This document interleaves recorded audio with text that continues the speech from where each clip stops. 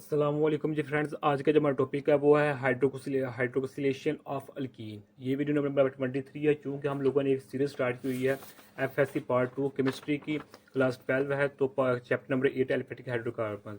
तो इस सीरीज़ में हम तमाम टॉपिक्स पर पिछली वीडियोज़ में बात कर चुके हैं। अगर आप ये लोग इस सीरीज़ को फॉलो कर रहे हैं तो बेस्ट है, अगर नहीं फॉलो कर रहे तो आपके जो मुतल्लिका टॉपिक्स हैं वो आप यहाँ से देख सकते हैं।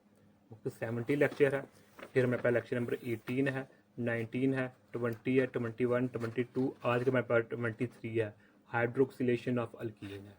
ओके, तो आइए स्टार्ट करते हैं। बिस्मिल्लाहिर्रहमानिर्रहीम, सल्लल्लाहु अला मुहम्मद सल्लल्लाहु अलैहि व आलिहि वसल्लम। तो सबसे पहले हमें ये पता होना चाहिए कि अल्कीन कैसे कहते हैं। तो इसकी जो सिंपल सी निशानी है वो क्या है कि कार्बन कार्बन के अंदर डबल बॉन्ड मौजूद होता है, एक हमारे पास सिग्मा बॉन्ड होता है, एक हमारे पास पाई बॉन्ड मौजूद होता है। ओके, तो हाइड्रोक्सिलेशन देखें।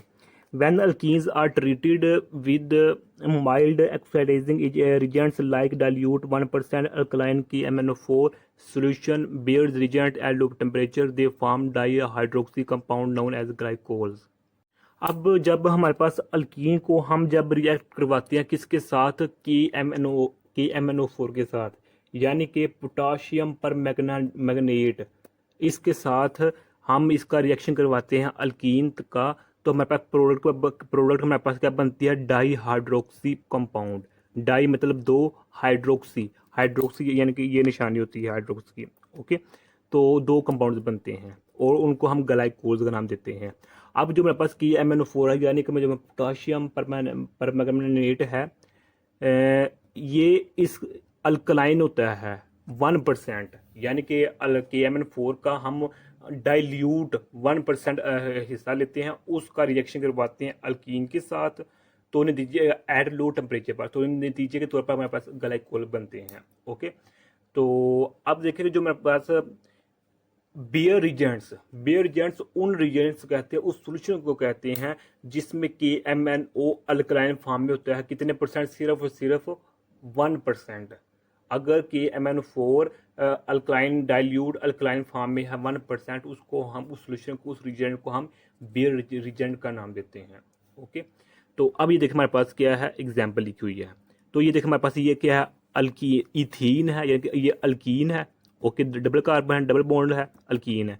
अब ये मेरे पास क्या है, KMnO4, यानी कि मेरे पास पोटाशियम परमैंगनेट है, तो ये मेरे पास वाटर है। तो ये हमारे पास कूल्ड है, हार्ट नहीं है, कूल्ड है। अब मैं इसको बाद में डिस्कस करूंगा, पहले ये देख लें। ओके, तो ये रिएक्टेंट्स है, तो प्रोडक्ट्स मेरे पास ये बनी है। अब ये देखें जो मेरे पास ये है, इसको हम कहते हैं ग्लाइकोल। इसको हम डाई हाइड्रोक्सी कंपाउंड कहते हैं। डाई हाइड्रोक्सी, डाई इसलिए क्योंकि ये मेरे पास डबल है, हाइड्रोक्सी क्योंकि OH, इधर भी OH है, डाई हाइड्रोक्सी कंपाउंड कहते हैं।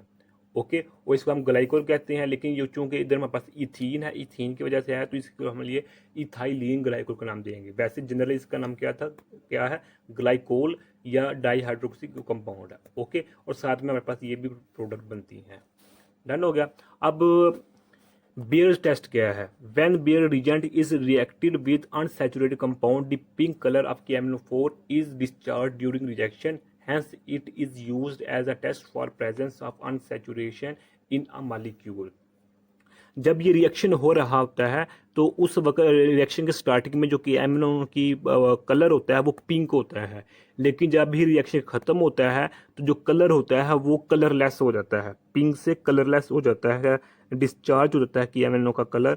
तो इसलिए हम कहते हैं कि जो मेरे पास बेयर रिजेंट होता है इसको हम यूज़ करते हैं अनसैचुरेटेड कंपाउंड के लिए। ओके, यानी कि प्रेजेंस अन मालिक्यूल में अनसैचुरेशन की प्रेजेंस मालूम करने के लिए हम बेयर टेस्ट में यूज़ करते हैं। अनसैचुरेशन मीन उसमें कितने पाई बॉन्ड्स मौजूद हैं। ओके हो गया, ये हमारा इतना बुक का था। अब इस अगर हम जनरल देखें, जो इधर हमने कूल्ड लिखा है इसका मतलब क्या है।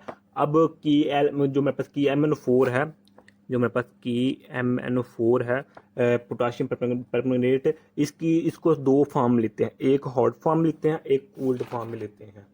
ओके, तो अगर इसको हम एक कूल्ड फॉर्म में ले रहे हैं तो इसका मतलब है कि मेरे पास ये डाइल्यूट फॉर्म में होगा, इसमें डाइल्यूट।